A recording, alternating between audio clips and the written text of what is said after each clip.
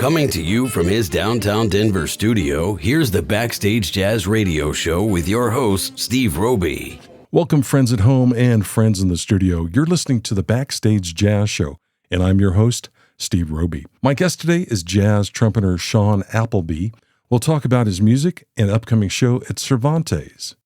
Welcome to Backstage Jazz, Sean. Hello, it's fantastic to be here. Thanks for having me on, Stephen. You have an interesting musical career, and your journey so far I find fascinating. For our listeners, can you share your relationship with jazz music? I first heard jazz when I was in middle school, and I actually started playing the French horn. I didn't start on the trumpet. I wanted to learn how to play the trumpet because I heard the jazz band in my middle school playing, and something about the music just caught my ear. So kind of fast forward a few years, I had been doing that for quite some time, and I met my current professor at CU Boulder, Brad Goode. I met him in 2017 when I was about to enter my junior year of high school, and I went to CU's jazz camp. And that event certainly changed my life in terms of understanding how to actually improvise, how to learn this music, and how to start playing it. So I would say that's the moment that I knew that I wanted to pursue jazz as a career. And since then, I've been fortunate to meet people such as Greg Gisbert, who I was very fortunate to study with in high school.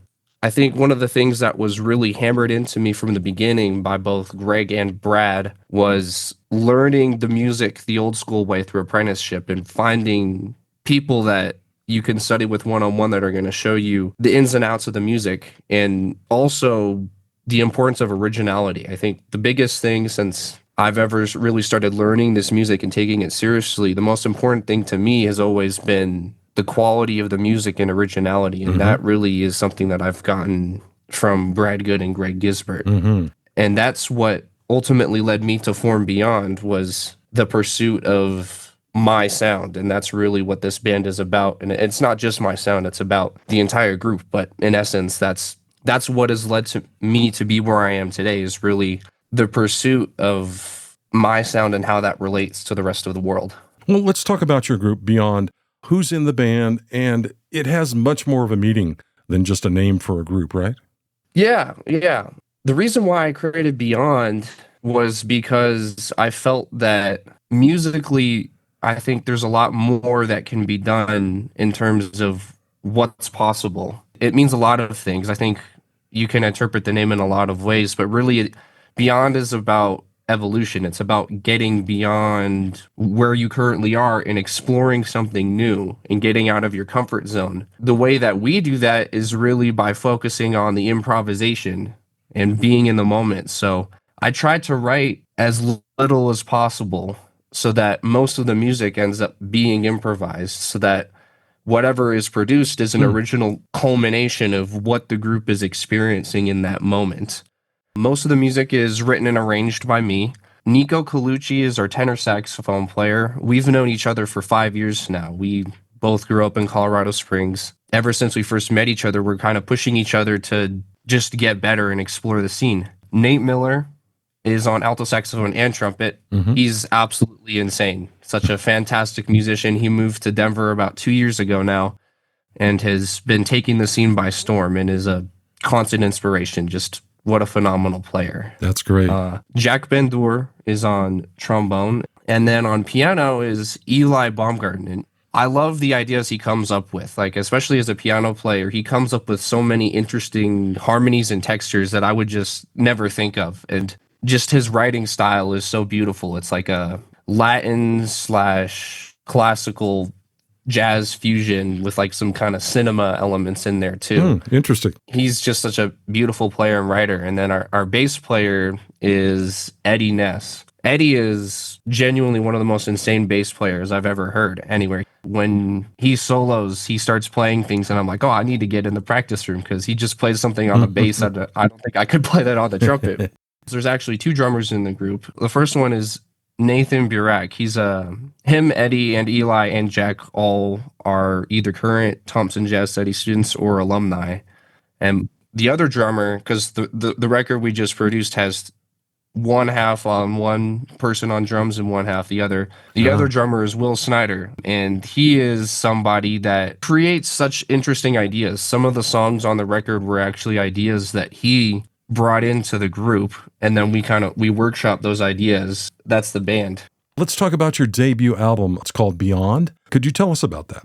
Beyond is the self-titled album. It's our first record, and I've been thinking about doing a recording project for quite some time, and I've been writing original music for quite some time as well. I decided kind of leading into last summer that I just needed to book a studio date, and I needed to get everybody in the studio. Having that goal is what ultimately drove the creation of this work, and it's really just because all of the people in the group, we've been playing with each other for so long in different contexts for many years, and we have a sound, and I wanted to document that. And then it turned out a million times better than I would have ever expected going into it. You sent over a few tracks to share with our audience.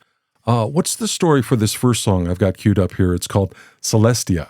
Celestia is really interesting, and I think it's the last song on the record, and it's also, I think it's really hard for me to pick a favorite song because they're all so good and unique in their own way, but Celestia was one of the songs brought in by our drummer, Will Snyder. He brought up the idea, and we basically just kind of ran with it and workshopped the idea. To me, this song is really about just kind of wondering what our place is in this universe. Well, let's listen to it now. This is from Beyond's debut album, and the track is called Celestia, and you're listening to Backstage Jazz.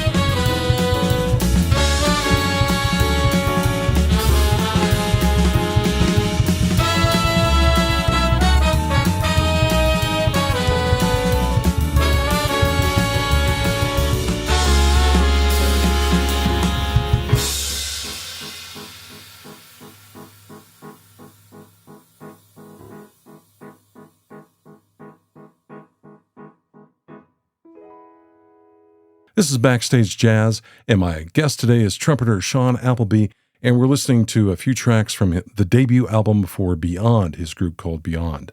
Up next is a track called Seashell, the letter C-shell. What would you like to share about this one, Sean?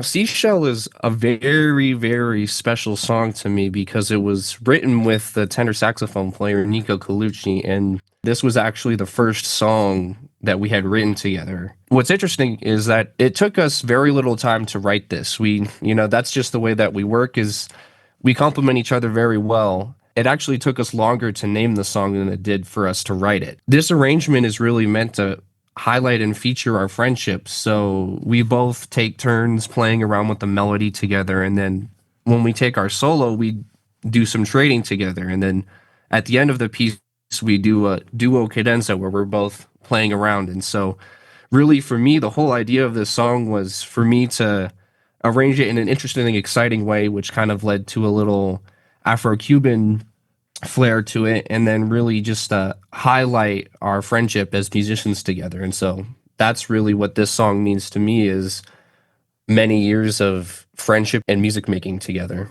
Let's listen to it now. This is Seashell by the group Beyond, and you're listening to Backstage Jazz.